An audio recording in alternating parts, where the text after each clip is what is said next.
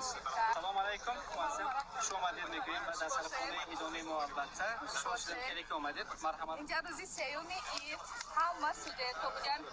بسیاری студент‌ها تاجیک‌های خوب ما بودن حس شما هم خیلی چرا بینیومید بله ما در دوران سال تقریبا 6 تا 10